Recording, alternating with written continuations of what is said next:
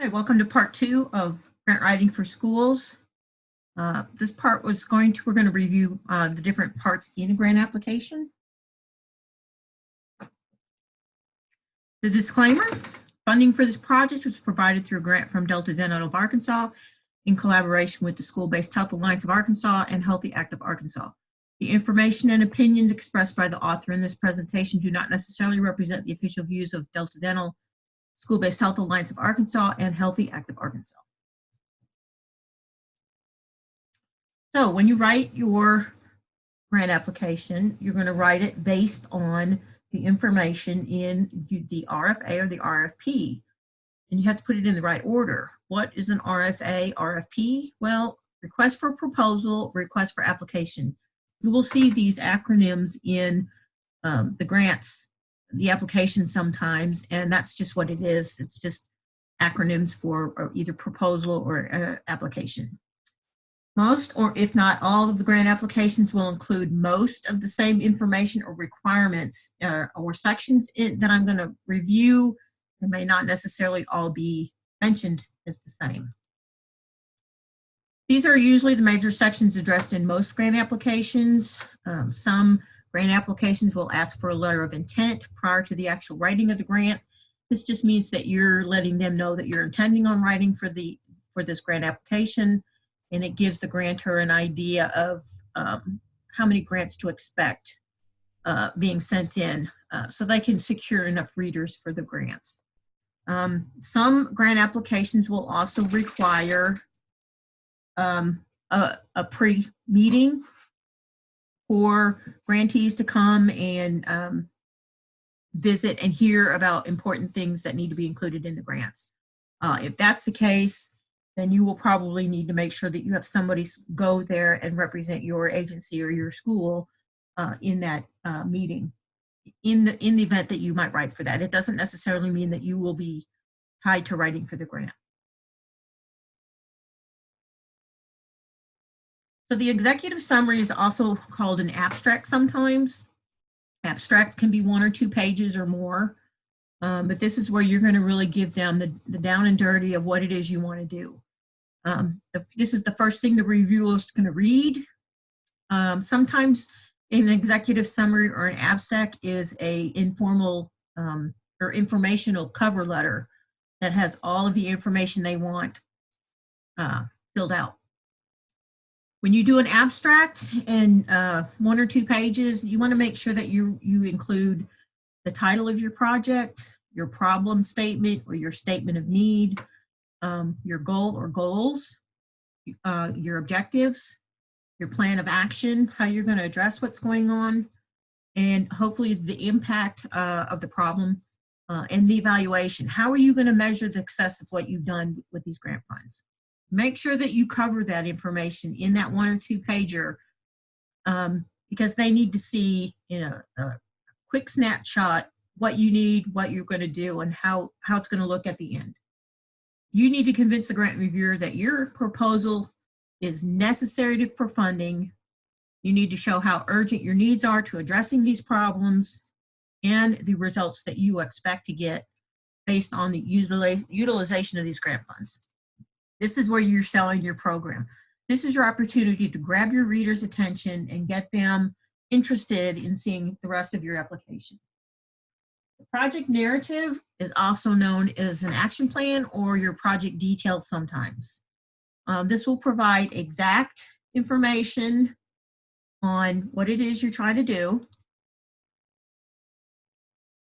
And you need to be very detailed in what you include here. This is probably going to be the biggest brunt of your work, making sure that it's sequential and it's organized in a smooth fashion. For your background or your needs, you have to be real clear on what your problem is. Make sure you have a problem statement, something identified that you are going to address. Make sure that you provide some data that supports why you have such bad needs for your problem. If the data doesn't support and show how bad things are, don't use the data. Only use the data that's going to support your needs. Your approach, how are you going to approach this? Who's going to help you approach this? How are your needs going to be addressed with these funds? Your program strategy, this should be tied to your work plan. What's your strategy? What are you going to do in order to meet the needs of your goal? Who's your intended audience, and how are they going to benefit from these funds? Organizational capacity. Is your organization or agency qualified to do what they're implying that they want to do with these grants? Sometimes they'll ask for an organizational chart to see what's going on, where you're at, how much support you have. So you'll have to include that, and that'll be like in the attachments. Your program management. Who's going to be overseeing the program? Who's going to be working day to day, implementing this, monitoring the grant? You'll probably have to include a resume. Evaluation or your performance measurements. How are you going to show your success? How are you going to prove to your grantors that what you said you were going to do, you did, and you made an impact? How are you going to show the impact? Your budget. Please follow the rules in the application regarding especially what can and cannot be used with grant funds. Because the minute you put something in your budget that's not allowable, they're going to throw it out. Your budget should support spending for activities that are included in your project work plan. If it's not in your work plan, don't put it in your budget. I read a good grant one time that had a mentoring program for kids, and they had training for the kids, and they had resources for the kids. But they didn't mention in the work plan going to a ropes course. They had it in the budget, but they didn't have it in the work plan. So naturally, it wasn't funded in the budget. So just double check between your work plan and your budget. They have to mirror each other. Your budget supports what you're trying to do in your work plan.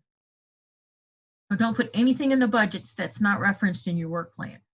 Do not go over budget. Even if it's by $1, do not go over budget. Also, do not leave a bunch of money on the table either. If you're writing for a $1,000 grant and you're only asking for $750, they're going to wonder why you only want $750. Try and get the most of that $1,000 as you can. Use a calculator when doing your figures. Have somebody else look at your figures. It's easy to make mistakes when you've looked at something for a month. So have others review and check your work. Round up your figures. Don't have $47, don't have $23. Round it up to $50 or $100. There's places sometimes that you can pad your budget just a little that'll cover some of unexpected expenses like taxes and shipping and handling sometimes. And $47 and $23, that's just harder to do. It's easier just round it up. And it's usually it's okay to round up, but don't do it excessively because that will raise red flags. Do not put anything in your budget that's under $1. There's nothing worse than having pennies run around. So, and round up your figures. It's much easier when it's just a whole number. Your attachments are usually going to be very specific. They're going to tell you exactly what attachments need to be in there. But attachments also can be used to free up some space in your work plans. If you have some information or some statistics or numbers or some kind of graphic that you want to use, put your words into a box, a bar, table, something, because that'll free up some space, and it's visually, it's easier to understand sometimes a graphic better than a block of text. So if you refer to some data that you have that you need to share, make sure that you refer it to attachment whatever, and make sure it's in the right order, and then they can go back to the attachment and look at that the informational box. Usually attachments will be letters of support. If you're going to use letters of support or you need letters, don't use a generic letter and send it out to 5 of your colleagues. Use that letter of support to show that you are actively working with your partners. Your partners know what's going on. They know that there's what they're supporting you with, and it's clear to the reviewer that the letter of support is a letter of support. Sometimes you'll have to list a board of directors or your school board or whatever. That's usually just an attachment. Sometimes tax exempt status if you're a 501c3. You'll just have to provide tax papers on that. Financial statements, sometimes you'll have to provide. This is also where your budget summary or your narrative and a detailed budget will be located, and they'll tell you where to put that in the attachment. But this is where you're going to put those attachments in there. Any policy documents, if you're working on something with policy documents and you're trying to show that you're supporting this policy, sometimes they'll ask you to put a copy of your agency or your school policy in there to show, and you'll just attach that in there. If you've got training schedules for your community members or for your teachers or for your students, show that training schedule, proposed training schedule, and that'll give them an idea that you are thinking and getting things ready. You are going to have federal, state, and or federal tax forms in there completed. And if you don't know where to get federal or state tax forms, if you just enter like 1040 into Google and you click on it, a lot of times the form will come up, and that's the federal tax form. You can get a W-9 that way. You can get a 1040 that way. You can get a 424 that way. If you just Google those numbers, 9 times out of 10, you'll get that tax form, and there it is. MOA, MOU, a lot of times they'll ask, especially if you're working in a collaborative effort, if you're working with a memorandum of agreement or a memorandum of understanding, they'll want to see a copy of that MOA or MOU between you and your collaborative partner, showing that what you both are doing together on this effort. Include your attachments in the order that you reference them in the application, because there's no fun trying to find out when they're out of order. They'll be real specific in terms of who's eligible for these grants. And if you're not in that category, then you're not going to be eligible to write for the grant. You'll have to move on to a different grant, but they'll be real specific. If they want this for after school programs, if they want this for community projects, it'll be real specific, and you will know if you are eligible to write for this grant or not. Grant restrictions, it's real important to know what the restrictions are on these grants. They'll tell you what can be done with the grant funds. They'll also tell you what can be spent or not spent with these grant funds. The grant restrictions, when writing the grant, they'll tell you to follow certain parameters. Grant restrictions, when you get the grants, that you have to focus on specific youth, after school programs, homeless programs. It'll be real specific. Information in terms of spending.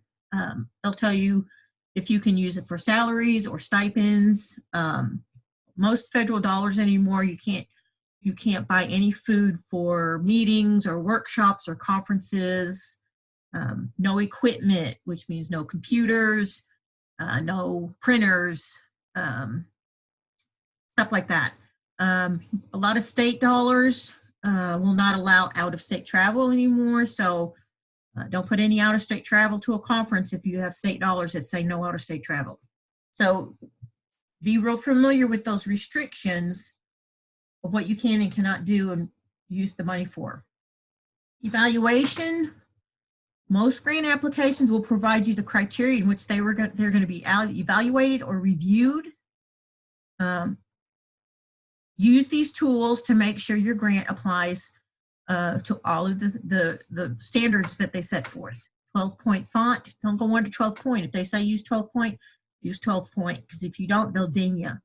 Single-spaced, margins, if they give you 1-inch margins, don't go under those margins. They'll throw them out. Make sure your pages are numbered. If you have to have page numbers, make sure they're numbered and they're in order and they're in the same location. Don't put some in the bottom of the middle and some on the right side, some on the left side. Make sure they're in the same spot on all your pages. Do you have goals? Do you have SMART objectives? Do you have a detailed budget following their outline? If you don't meet this criteria, they could throw it out. This will also help you when you're writing to see if you're missing any pieces.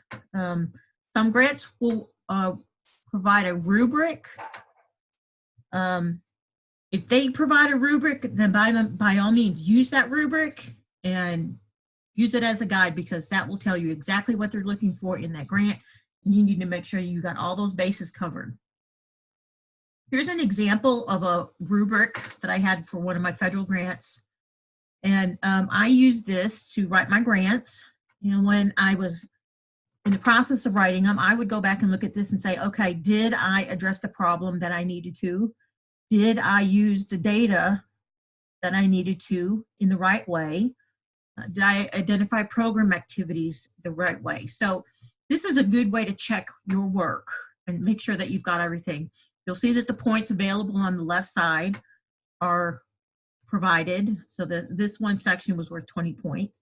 And usually the rubrics are going to cover every section in this grant application, even down to the letters of support. And you'll notice in the first section there's required, so there was no ifs, ands, or buts about it. Those had to be done. So I had to provide a signed MOU, MOA that identified my partners, and I had to provide a minimum of 3 letters of commitment.